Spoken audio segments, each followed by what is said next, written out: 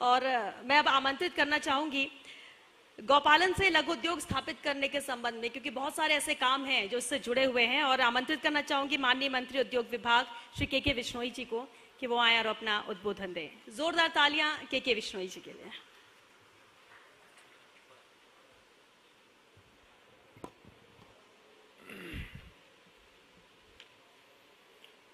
नमस्कार।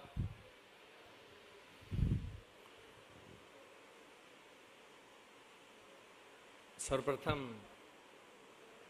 मैं बधाई भी देना चाहूँगा, धन्यवाद भी देना चाहूँगा पवन जी को, और उनकी आज के समय के अनुरूप जो आवश्यकता है, आपने सदैव नौकरी में रहते हुए भी खूब सारे नवाचार किए, और उसी श्रृंखला में आज अब मीडिया जगत से जुड़ने के बाद में जिस विषय के ऊपर आज हम सबको एक ही मंच के ऊपर आपने एकत्रित किया, अलग अलग जगह से अलग अलग विषय के ऊपर कार्य करने के बावजूद भी एक ही विषय के ऊपर यहाँ पर आपने हम सबको यहाँ पर ला करके आज बैठाया है। सब अलग अलग जगह पर खुद की व्यस्ततम समय को ध्यान में रखने के बावजूद भी यहाँ पर आज यहाँ पर इकट्ठे हुए। पवन जी, मैं आपको सर्वप्रथम बहुत बहुत धन्यवाद दूंगा। आज बहुत अच्छा विषय आपने यहाँ पर चुना। मैं गुरु जी के चरणों में वंदन करते हुए आदरणीय गजेंद्र सिंह जी शेखावत साहब, जो कि काफ़ी उनको उस व्यस्त समय के अंदर से भी वो यहाँ पर आए इस कार्यक्रम में, मैं हमारे बहुत ही अति वरिष्ठ गजेंद्र सिंह जी खींवसर साहब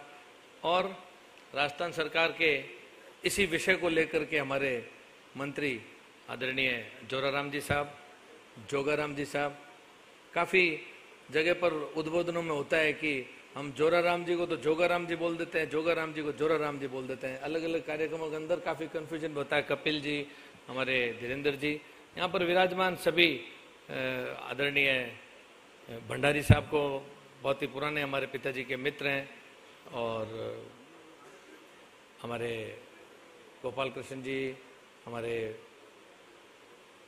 सभी यहाँ पर आज विराजमान वरिष्ठ, हमारे सारस्वत साहब, दुग्ध जगत से जुड़े हुए हमारे लाला राम जी, यहाँ पर विराजमान सभी वरिष्ठ जन एवं माताएं बहनें, युवा साथी। विषय दिया लघु उद्योग का, और अब बात ही चल रही है आज गौपालन की, गौ मात की। अलग अलग विषय पर आदरणीय गजेंद्र सिंह जी ने चर्चा करी, गुरु जी ने चर्चा करी, कपिल जी ने करी, पवन जी ने भी कामधेनु गाय की चर्चा करी। मैं याद करूंगा हमारे यहाँ पर ही बाड़मेर में तारात्रा मठ को, जहाँ पर आदरणीय प्रतापपुरी जी के मठ के अंदर जब भी हम लोग आश्रम में घुसते, उनके द्वार के ऊपर ये कामधेनु गाय सदैव बंधी हुई रहती। हर 2 से 3 महीने के अंदर उस गाय का कलर चेंज दिखता, कभी वो काले रंग के अंदर दिखती, तो कभी वो भूरे कलर के अंदर दिखती, तो कभी वो सफेद। तो कभी भी सदैव हमको गुरु महाराज जी प्रतापपुरी जी बताते थे कि 12 मासी वो दूध देती है। कभी भी वो गाय का मतलब कोई उसने किसी को जन्म नहीं दिया, लेकिन ये कामधेनु गाय। ऐसे ऐसे उदाहरण, क्योंकि पवन जी ने अपनी उद्बोधन के अंदर कामधेनु का जिक्र किया, तो मैंने कहा इस विषय को भी अपने को थोड़ा, क्योंकि बिल्कुल ये अपने समीप बाड़मेर, अभी गजेंद्र सिंह जी भी अपने उद्बोधन के अंदर खूब सारे विषय उठा करके गए, विलुप्त होती हुई अपनी प्रजातियों के बारे में, गवों के बारे में उन्होंने जिक्र किया। मैं भी आपको एक विषय पर और ध्यान लाते हुए कहूंगा कि मथुरा के अंदर एक गौशाला, विचार परिवार ने इसके ऊपर विचार किया कि इन विलुप्त होती हुई अपनी प्रजातियों को किस तरीके से संरक्षण किया जाए, किस तरीके से रक्षण किया जाए। उन्होंने पूरे हिंदुस्तान से अलग अलग ओरिजिनल वैज्ञानिकों की तकनीक का इस्तेमाल करके अलग अलग जगह से खूब सारे पूरे हिंदुस्तान से एक ऐसी अद्भुत गौशाला वहां पर बनाई है मथुरा के अंदर। यदि आप और हम सबको किसी को भी समय मिले तो अपने को वहां पर जाकर के देख करके आना चाहिए। मेरे को भी उस गौशाला के अंदर इधर पाकिस्तान बॉर्डर, चौटन, बाड़मेर, इस बॉर्डर के इलाके से वैज्ञानिकों की पूरी एक टीम यहाँ पर लगभग 15-20 दिन तक रुकी थी, और 2 ट्रक यहाँ से उनको टेस्ट करके एकदम शुद्ध जो ब्रीड होती है उसको हमने ट्रकों के अंदर उस गौशाला के अंदर भेजा। इस चीज का मेरे को भी एक सौभाग्य प्राप्त हुआ था, क्योंकि ये विषय बहुत महत्वपूर्ण है। आज अपन सब इसके ऊपर चर्चा कर रहे हैं। इसको लघु उद्योग से जोड़ते हुए मेरे को इस विषय पर आज यहाँ पर आपके सन्मुख खड़ा होने का मौका मिला है। आप और हम सब ग्रामीण पृष्ठभूमि से आते हैं, कुछ लोग यहाँ पर शहरी संस्कृति में कालखंड के अंदर अपने व्यवसाय से, नौकरी से जुड़े होने के कारण है, अन्यथा सभी लोग ग्रामीण पृष्ठभूमि से ही आते हैं। आप और हम सबको अपनी बोली चाली दुनियादारी के अंदर अपने उस चीज को याद है, जब पहले, आजकल तो अपन पूछते हैं बच्चे क्या कर रहे हैं, आपका बिजनेस कैसा चल रहा है, वो समय वो कालखंड भी आप याद करो जब अपन पूछते थे कि आपका दीना क्या है, धन क्या है। इस गौओं का दीना और धन को ही अपन एक हालचाल के रूप में, बोली चाली के रूप में अपन याद करके पूछा करते थे।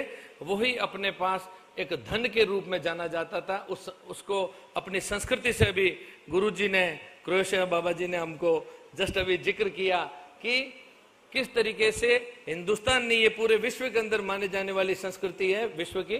तो आप और हम सबको याद करने की आवश्यकता है अपने उस पौराणिक समय को। देश आजादी के समय से लेकर के देखते ही देखते कालखंड बदला, अपन उस पुराने समय को भूलते हुए इस पाश्चात्य संस्कृति की तरफ अपन लोगों ने अपने कदम भी बढ़ाए, अपनी सोच भी बढ़ाई, और धीरे धीरे अर्बन डेवलपमेंट होने के साथ में ही जैसे जैसे पैसों का बोलबाला बढ़ा, व्यवसाय का बोलबाला बढ़ा, और हम लोग अपनी इन प्राचीन पौराणिक संस्कृति से दूर होते चले गए। लेकिन अब भी अपने को आवश्यक है, ये जो हमारे जोराराम जी साहब का जो महत्वपूर्ण महकमा है, इस महकमे में ये तो मदद करते ही है, केंद्र सरकार की तरफ से भी एनिमल हस्बेंड्री का जो डिपार्टमेंट है उसके मार्फत भी भारत सरकार के द्वारा बहुत अच्छी इस उद्योग को लघु उद्योग के रूप में अलग अलग जगह पर छोटे छोटे गांवों के अंदर, गांव गांव ढाणी ढाणी से दुग्ध को इकट्ठा करके और उनको छोटे छोटे स्थानों पर डेयरी प्लांट लगाए गए हैं। उन डेयरी प्लांट को किस तरीके से अपन लोग कोऑपरेटिव के मार्फत, उसका बहुत अच्छा व्यवसाय है, बहुत अच्छी बड़ी मात्रा में केंद्र सरकार की तरफ से यदि ये उद्योग महिलाओं द्वारा किया जाता है तो 35% तक इसकी सब्सिडी और बहुत अच्छी संख्या में इसका लगभग 35 लाख से 50 लाख रुपए तक का लोन भी इसमें मिलता है। और आप और हम सबको शायद ध्यान में नाम अपन सब ने सुना है, देश आजादी के समय संस्था चालू हुई अमूल।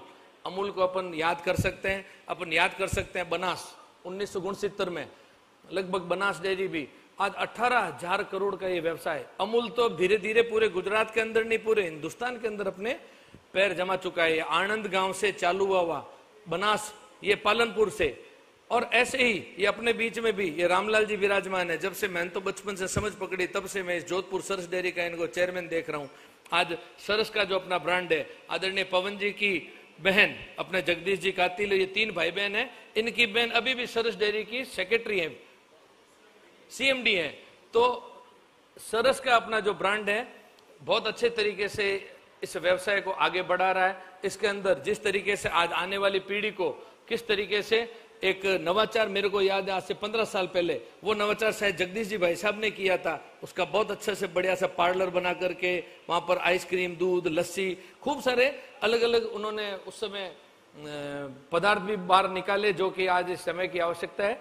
आज अपने को आने वाली इस पीढ़ी को इस व्यवसाय से, ये बहुत अच्छा व्यवसाय है, इसको लघु उद्योग ही नहीं, मैं कहना चाहूंगा कि इसको बहुत मेजर तरीके से भी कई लोग इसका काम कर रहे हैं। आज बहुत बड़ा टर्नओवर हमारे इस बाड़मेर जिले के और जालोर जिले के अंदर गांवों से जुड़े हुए छोटे छोटे कृषक, छोटे छोटे व्यापारी के रूप में, और इसमें बहुत बड़ी संख्या में महिलाएं इसके अंदर जुड़ी हुई है। मैं आपको इसी दुग्ध, इस एनिमल हस्बेंड्री डिपार्टमेंट के साथ में ही जोड़ना चाहूंगा। MSME, जो MSME हो गया, स्किल डेवलपमेंट हो गया, ये एनिमल, ये डेयरी का हो गया, ये सब आपस में लगभग जुड़े हुए से व्यवसाय हैं।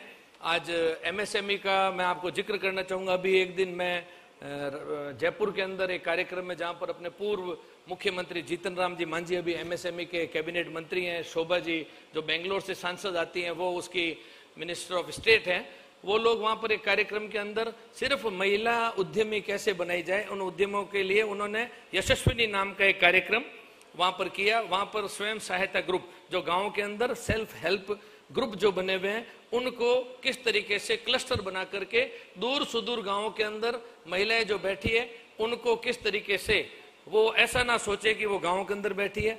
आज आदरणीय मोदी जी के नेतृत्व के अंदर जो देश ने नई दिशा पकड़ी है, जो दशा उन्होंने बदलने का प्रयास किया पिछले 10 वर्षों के अंदर, उन्होंने हर वो वर्ग को पीछे ना छूट जाए, इसलिए उन्होंने ऐसी शानदार जानदार योजनाएं निकाली है। उसी के सिलसिले में ये मैं यशस्विनी योजना का जिक्र कर रहा हूं, जो कि सेल्फ हेल्प ग्रुप के मार्फत क्लस्टर बना करके एक अपने सोच से भी ज्यादा किस तरीके से पैसा दिया जा सकता है उन महिला उद्यमी को बनाने में, उसके अंदर भी ये डेयरी का